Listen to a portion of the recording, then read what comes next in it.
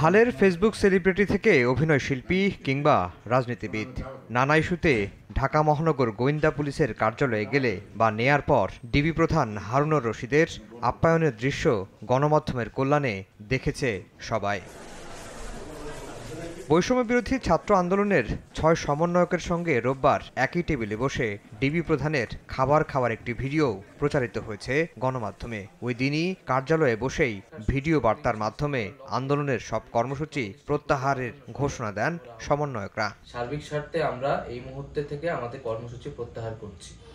আন্দোলনকারীদের লক্ষ্য করে গুলি চালানো বন্ধে এক রিটের শুনানিতে উঠে আসে ডিবি কার্যালয়ে মেহমানদারের বিষয়টিকে জাতির সঙ্গে তামাশা বলে মন্তব্য করেন উচ্চ আদালত। বলেন, ডিবি অফিসে খাবার খাইয়ে ছবি প্রকাশ করে জাতির সঙ্গে তামাশা করবেন না।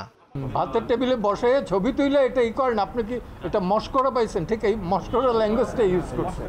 এদিন শুনানিতে রিটকারী আইনজীবীরা বলেন, আন্দোলনকারীদের লক্ষ্য করে পুলিশের সরাসরি গুলি করা এখনই বন্ধ করতে হবে ব্লক রেডের নামে শিক্ষার্থীদের গণগ্রেফতার। যারা আন্দোলনকারী তাদের উপরে লাইভ রাউন্ড অর্থাৎ গুলি ছোড়া চলবে না। আপনারা প্রয়োজনে টিয়ার শেল ছুড়ুন, লাঠিচার্জ করুন, রাবার বুলেটও ছুড়ুন, তাতেও বহু মানুষ অন্ধ হয়েছে হয়তো। সে খবর আপনারা দেখেছেন, এত কাছ থেকে রাবার বুলেট ছোড়া হয়েছে। ব্লক রেড দিয়ে রাতের অন্ধকারে 2টা-3টার সময় ঠক ঠক করে জিজ্ঞেস করে কোনো ছাত্র আছে কিনা। যদি থাকে তাহলে আবার মোবাইলটা চেক করে। রাস্তাঘাটেও এটা করে। কোন আইনের বলে করেন, কোন অধিকার বলে করেন? রিটের বিরোধিতা করে রাষ্ট্রপক্ষ শুনানিতে বলেন, পুলিশকে গুলি না করার নির্দেশনা দিলে দেশে অরাজকতা দেখা দেবে। যারা এই রিট পিটিশন ফাইল করেছে তারা কি কোনো গ্যারান্টি দিতে পারবে বাংলাদেশে আর কোনো বিটিভি ভবনের মতো কোনো অ্যাটাক হবে না, সেতু ভবনে অ্যাটাক হবে না, মেট্রো রেলে অ্যাটাক হবে না, এলিভেটর অ্যাক্সেসে অ্যাটাক হবে না?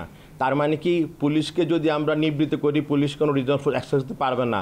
তার মানে কি বাংলাদেশে আবার ভ্যান্ডালিজম, আবার হুলিগানদের এই ধরনের অ্যাটাক চলবে? সুতরাং এই ধরনের vague prayer writ petition is not maintainable.